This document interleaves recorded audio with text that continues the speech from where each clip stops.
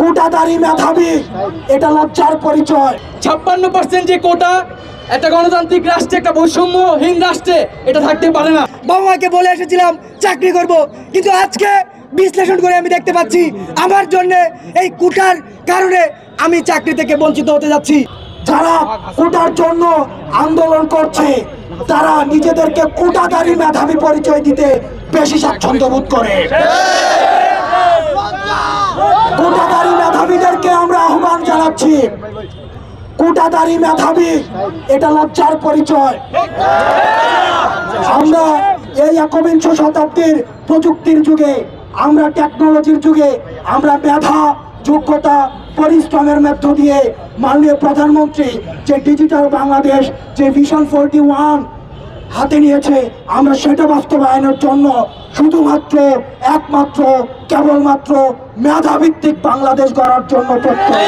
এই যে অন্যায্য 56% কোটা বাংলাদেশে বহাল ছিল সরকারি চাকরিতে, তার বিরুদ্ধে আমরা আন্দোলন করেছিলাম। আমরা আন্দোলনের পক্ষ থেকে আমরা বলেছিলাম আমরা কোটা সংস্কার চাই। 56% যে কোটা একটা গণতান্ত্রিক রাষ্ট্রে, একটা বৈষম্যহীন রাষ্ট্রে এটা থাকতে পারে না। কিন্তু সরকার আন্দোলনের প্রেক্ষিতে নিজেই কোটা বাতিল করেছিল।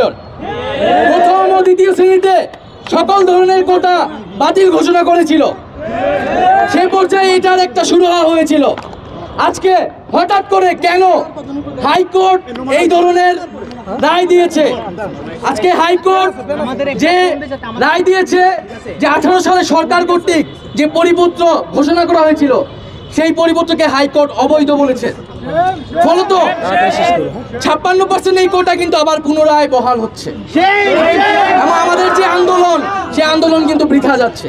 কিন্তু আমরা এটা হতে দিব না। আমরা স্পষ্টভাবে বলতে চাই যে কোটা নিয়ে যে কোনো সিদ্ধান্ত যদি আপনারা পুনর্বিবেচনা করতে চান, আগে 18-র যে পরিপত্র, সেই পরিপত্র বহাল রাখতে হবে। তারপরে সকল স্টেক হোল্ডারদের সাথে, ছাত্রদের সাথে কথা বলে যদি কোনো সিদ্ধান্ত নিতে চান আপনারা নেবেন। তো আজকে আমাদের দাবি যে 18 সালে যে পরিপত্র ঘোষণা করা হয়েছিল, সেই পরিপত্রেই বহাল থাকতে হবে। হাইকোর্টের রায়কে আমরা মানি না। সংসদে দাঁড়িয়ে ঘোষণা দিয়েছিলেন যেহেতু ছাত্ররা কোটা চায় না, তাহলে আর কোনো কোটা থাকবে না। আমি প্রশ্ন করতে চাই, বঙ্গবন্ধুর বাংলায় মাননীয় প্রধানমন্ত্রী শেখ হাসিনা কর্তৃক যে পরিপত্র জারি করা হয়েছিল, সেই পরিপত্রের বিরুদ্ধে কতিপয় লোক হাইকোর্টে রিট করে এবং সেই রিটের প্রেক্ষিতে হাইকোর্ট একটি রায় জারি করে যে তারা 30% মুক্তিযোদ্ধা কোটা সহ মোট 56% কোটা বহাল রাখতে চায়। মাননীয় সহযোদ্ধাগণ, আমি বলতে চাই, আমি একটি নিম্নবিত্ত কৃষক পরিবার থেকে উঠে এসেছি। আমি মনে করি না আমার থেকে কোনো নিম্নবিত্ত পরিবার, কোনো মুক্তিযোদ্ধার পরিবার বা কোনো কোটাদারির পরিবার বিলং করে।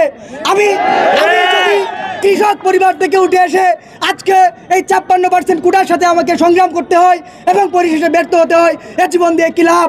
বলে এসেছিলাম বিশ্ববিদ্যালয়ে ভর্তি হওয়ার সময় বাবা মাকে বলে এসেছিলাম চাকরি করব, কিন্তু আজকে বিশ্লেষণ করে আমি দেখতে পাচ্ছি আমার জন্য এই কোটার কারণে আমি চাকরি থেকে বঞ্চিত হতে যাচ্ছি।